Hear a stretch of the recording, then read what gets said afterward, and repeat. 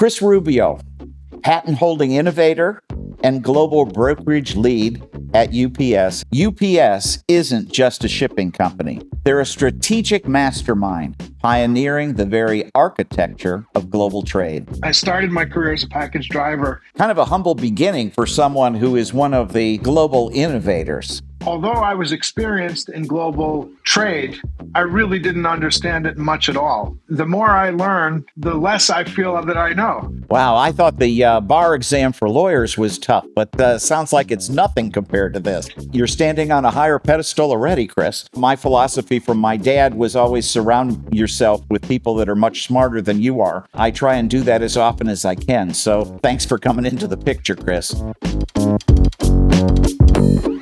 Forget everything you thought you knew about package delivery. UPS isn't just a shipping company. They're a strategic mastermind pioneering the very architecture of global trade. We're diving deep into their innovative blueprint, uncovering the tactical genius and technological prowess that allows them to seamlessly move billions of items across borders. Get ready to see the world's supply chain through a completely new lens. My name's Marty Davis. I'm a business lawyer, connector, and entrepreneur, and the host of this podcast. Today on the Marty Davis Show, we're thrilled to be joined by Chris Rubio, Global Head of Custom Brokerage Strategy at UPS. After starting as a package car driver, rising through the ranks, Chris now leads the transformation of international shipping through AI-powered tools, patents, and game-changing innovations that make global commerce accessible for businesses of all sizes. We're broadcasting today from the magnificent Mondrian Hotel on Biscayne Bay in South Beach's vibrant area for entertainment and luxury stays, waterfront views, and the iconic Bahia Beach Club. Chris, let's get started. Chris, you started your journey as driving a package car, if I've got that term correct, a humble beginning for a global innovator. What lessons did you learn on the ground floor that shaped your leadership in international strategy and technology? Yeah, it's a great question, and it's my pleasure to be here with you. So I was fortunate to join UPS, and I started my career as a package driver, as you mentioned. And then very early on in my career, UPS started acquiring firms overseas. And I had originally joined UPS to join the accounting function. So I was promoted into the accounting function. And then as we were acquiring companies overseas, UPS required assistance in integrating and streamlining the acquisitions and connecting them to UPS with enterprise software. And I got involved in international at that moment in my career, which was very early. So very early in my career, I learned about making connections and looking for inefficiencies and looking how to streamline international partners into an enterprise ecosystem. And so that sort of shaped my career thinking as a very young man. A diverse background for sure. As you've mentioned, your career included finance, systems, M&A, you told us earlier, and now global customs. What inspired you to focus on the complex world of customs brokerage? Yeah, so as I joined the customs brokerage arena, UPS had started acquiring additional capabilities and additional firms about mid-career. And what I saw were many of the problems that I had noticed earlier in my career with acquisitions. But then once I got involved in understanding the transactional nature of customs brokerage, I was fascinated by the complexity of international trade. And I realized, although I was experienced in global trade, I really didn't understand it much at all. And then I became immersed in the opportunities of global trade and the intricacies of it. And then I just immersed myself in learning, surrounding myself with some really smart people, learning from them, visiting our operations, talking to our customers, and attending industry conferences. And the more I learn, the less I feel that I know. So it's an area that continues to evolve. But yeah, it's a fascinating Well, space that is ever changing. well, and clearly with the news of the day, it certainly is changing, and I can understand that. But how fascinating to be involved. But just so we haven't gotten ahead of ourselves, how do you define customs brokerage? Sure. Well, customs brokerage, it's a need in commerce that facilitates the importation and export of goods from one country to another country. So, in order to clear the package or get it exported and imported, oftentimes a customs broker is involved in communicating with the regulatory authority. So, the customs broker will assemble the information to get goods exported as well as get them imported and make sure the proper payments are made, make sure the proper reasonable care and supervision is conducted over the commerce that's being conducted between two parties. I think our listeners will understand a little bit better, those of us who aren't just involved every day like you are. Earning the credentials of a licensed custom broker is tough. I know I've talked to one of your colleagues who's been involved in the that testing that takes place in the examination, and she clearly said how difficult it was. How did passing this major milestone influence you in your vision for global trade? Yeah, so it's a significantly difficult exam. So the pass rate is below 20%. So it is Ah, a very hard exam, and the preparation for it takes many months.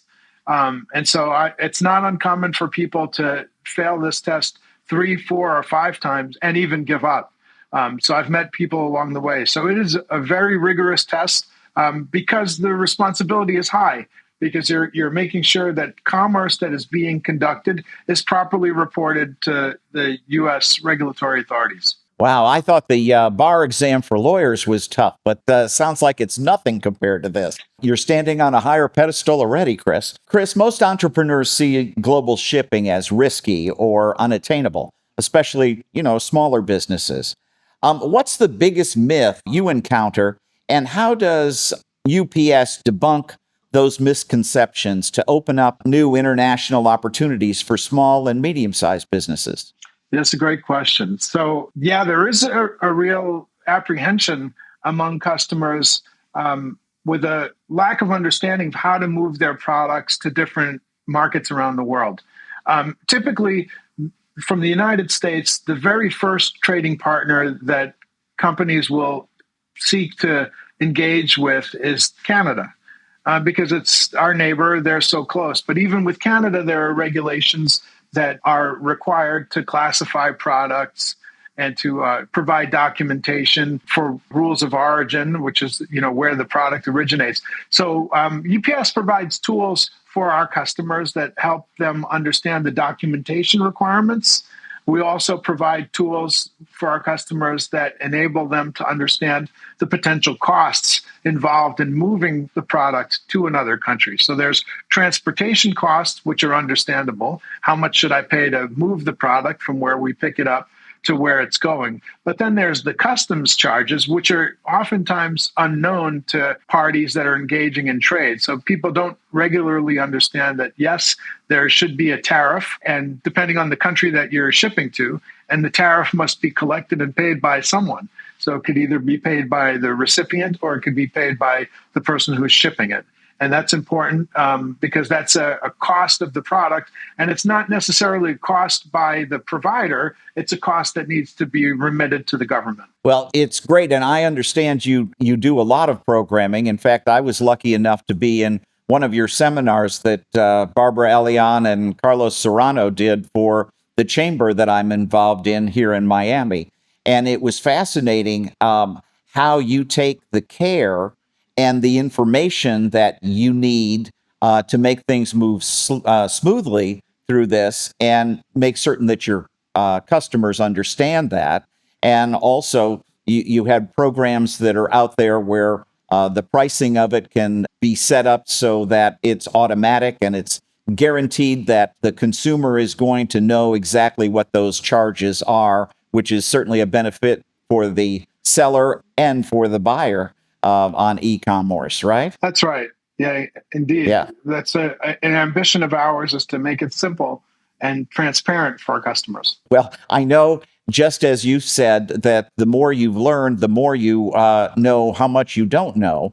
I certainly listened to that seminar and went, wow, I had no idea that all this was happening and no idea on how helpful UPS is in making that happen, and how important it is that, I do some shipping through UPS so that I don't have to worry about that. So thanks for doing all of that. It is great. My philosophy from my dad was always surround yourself with people that are much smarter than you are. So I try and do that as often as I can. So thanks for coming into the picture, Chris. Chris, in what ways does UPS customize its digital solutions, educational resources, and brokerage services to help startups and small businesses launch with confidence and grow their international operations while you're ensuring seamless and secure cross-border shipping? Yeah, so long question. Yeah, it's a long question. So we recognize, a company the size of ours, we serve customers of all different sizes. So one of the important components to us is the importance of the small and medium business. That's a very big strategy for UPS, and providing solutions for those small businesses so that we can make it simple for them to trade and expand their businesses and grow. And so we provide a series of educational materials, as well as we develop trade solutions that are really tailored to helping those firms understand the intricacies of trade, understand the documentation requirements of trade, making the trade process transparent and as simple as possible. We want it to be ultimately as easy to ship a package to Australia as it is from shipping a package from Key Biscayne to Alabama, for example. Well, you certainly make some help.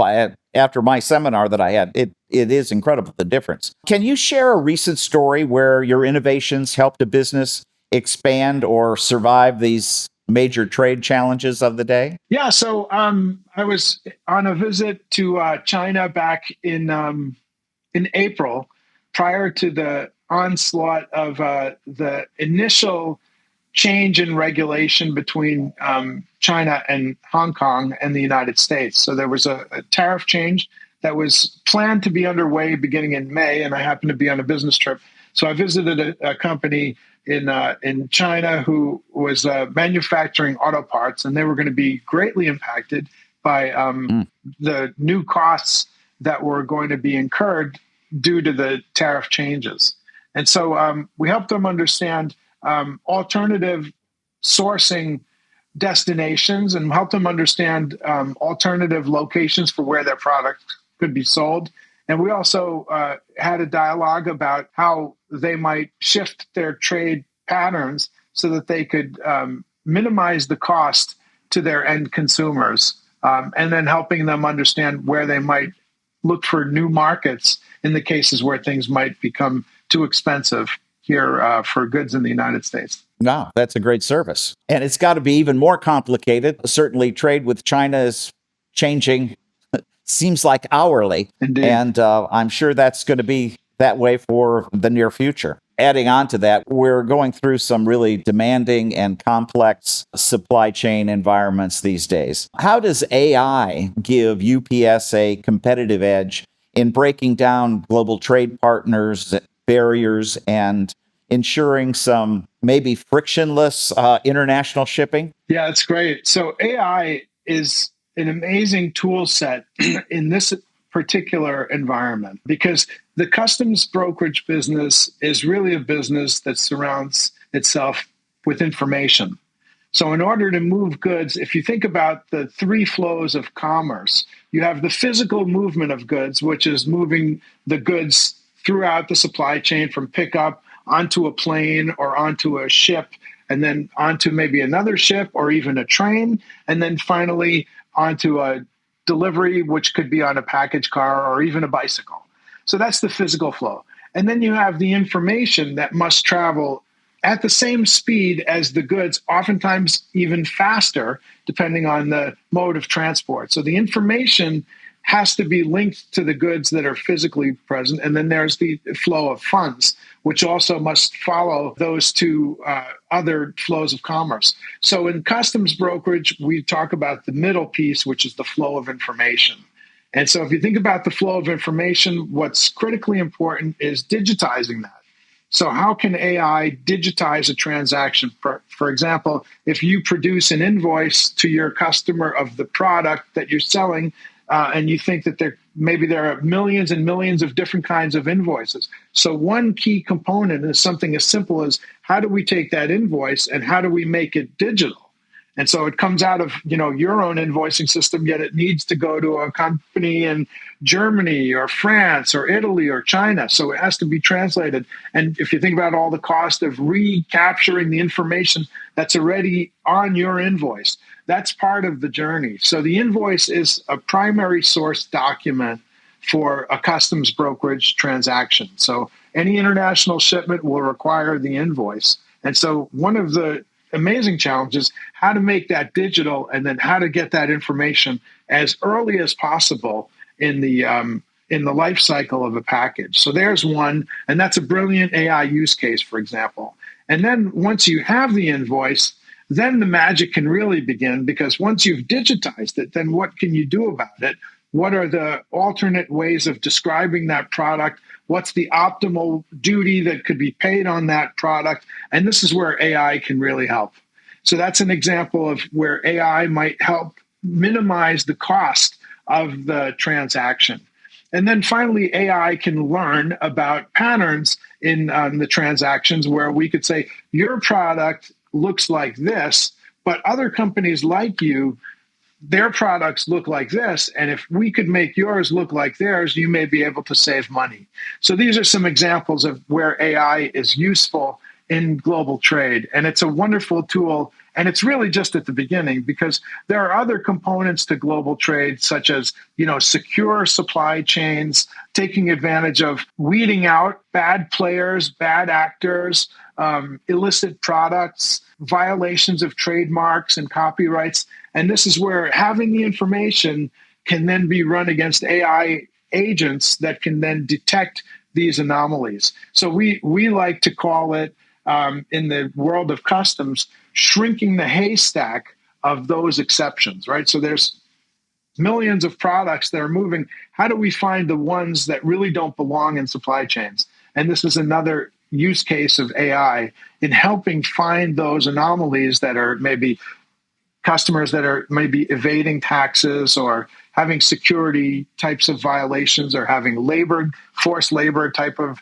transactions or trademark infringements. Those are the things that are also engaged here. So once again, AI, a brilliant tool set for detecting those anomalies. It's a lot out there and a lot to be under your control. So that's great. Yeah. Your patented technology focuses on risk-based duty minimization, as you've just said, Yes, and predictive customs clearance. Break down for us how this innovation works and the real-world impact for shippers facing complicated tariffs and cross-border logistics. Yeah. So one of the fees as you enter the United States is something called the merchandise processing fee. So that fee has a maximum value. So once you exceed the maximum value, you're going to pay the same price.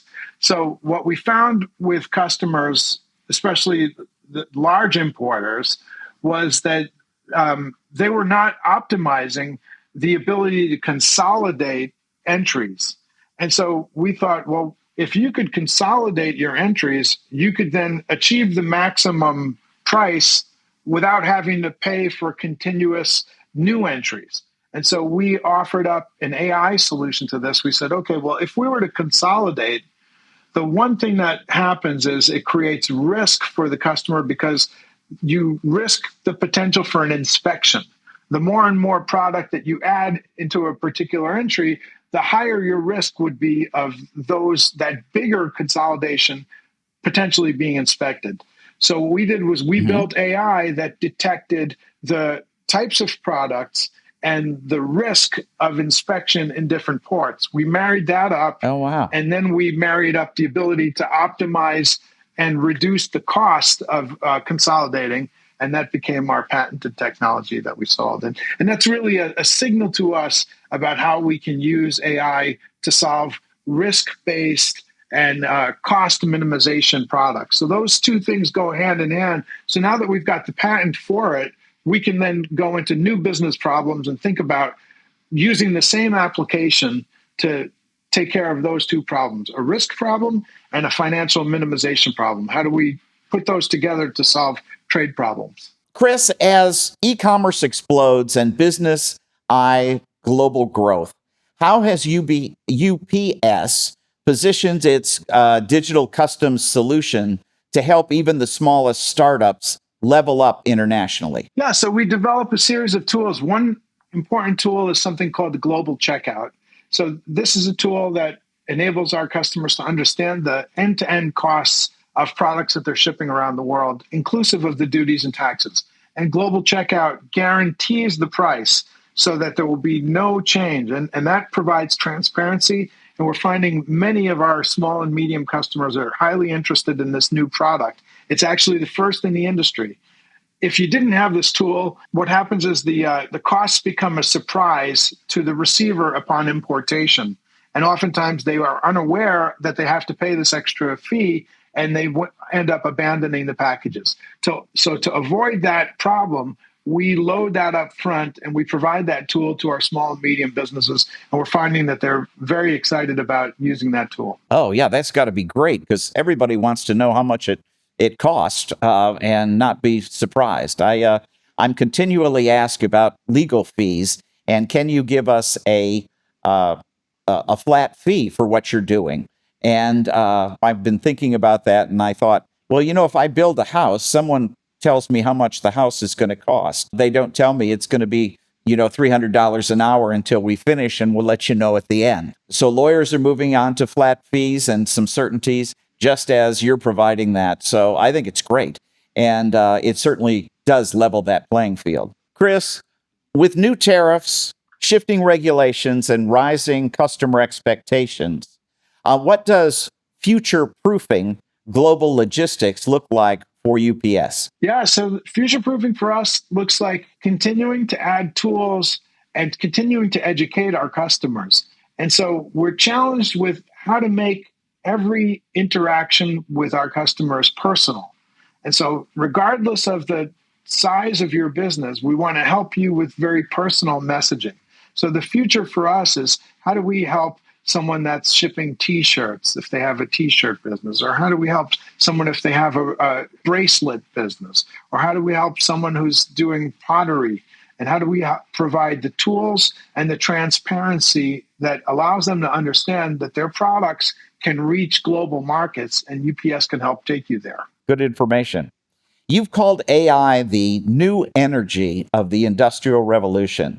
What's next for digital transformation in customs and supply chain technology? What's next really is a continuing view into the supply chains to make them safer and to make them faster. So the best supply chain of all would be one that's secure, that's offering legitimate trade and offering advantages to parties who participate in legitimate trade and seamlessly fly those goods through customs without interaction. So that's really the future, and that really looks like where the direction of global trade is heading.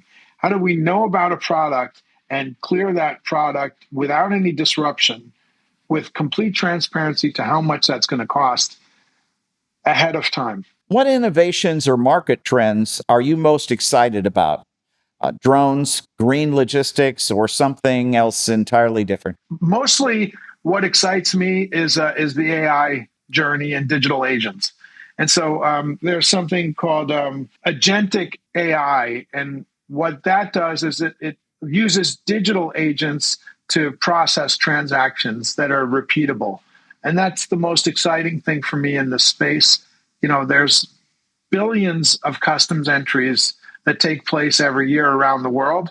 And the challenge is to digitize those and to make those seamless through the customs journey. And so AI is the promise of that. We're at the very early stages of really using AI to innovate trade. So if I could give you an analogy, I would say maybe we're in the second inning of a 9-inning game with AI. So I'm continuously interested in AI and how it will be used to improve trade. Very good.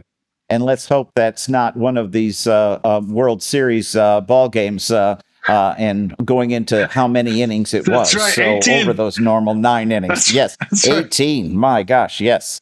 Uh, Chris, at the end of every interview, I kind of like to do a rapid fire questions to get to know the person behind all of this innovation. So give me your first answer off the top of your head. Okay. First thing you do in the morning. Brush my teeth. Your dentist loves you. The most inspirational place you've worked. Wow. This job that I have right now. Yeah, I've Another got a good great answer. job. Yeah, no, it sounds fascinating. The favorite logistics breakthrough right now. I really do like what's happening with RFID. And I think the marriage of what can be done in the physical world with what can be done with information. And so I think that's another horizon for us, is how do we marry what we can do with packages with insights that we learn from the trade journey to make our supply chains safer, secure, and fast. The one thing we'd be surprised to know about you. I'm an avid Kansas City Chiefs fan. Very good. Very good. If you weren't in trade, what would you be doing? I would be coaching a sports team. And what is your greatest talent? My greatest talent is that I have big ideas. I'm known as an idea guy. Sounds like you're in the perfect place for that. Chris Rubio, patent holding innovator and global brokerage lead at UPS, has shown us today that supply chain is less than moving boxes and more about powering opportunity. His story proves that the right mix of technology, insight, and bold leadership can reshape how the world does business, one smart shipment at a time. Until next time, I'm Marty Davis, reminding you, in global trade, innovation is the ultimate delivery guarantee. Thank you, Chris, so much for being on our show. It's fascinating, and I am learned so much, and I appreciate all the things you're doing for your company and small and medium-sized businesses, as well as those giants out there. So thanks for being with us. My pleasure, Marty. Thank you very much.